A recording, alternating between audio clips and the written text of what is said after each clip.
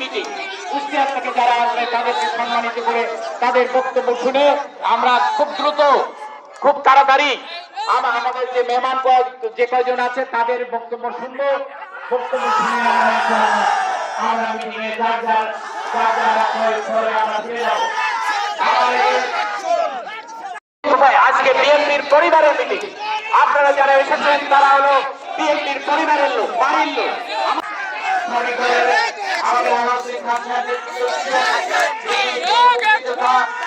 আমাদের মাঝে অনেক শ্রম দিয়ে মিটিংকে সাফল্যমণ্ডিত করার জন্য দিন রাত পরিশ্রম করেছেন। আমাদের সাথী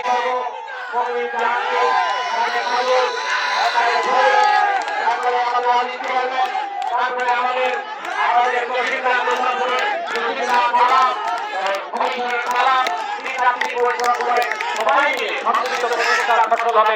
আজকের এই জনসভার তিন ধরনের ঠাই হবে না ইনশাআল্লাহ।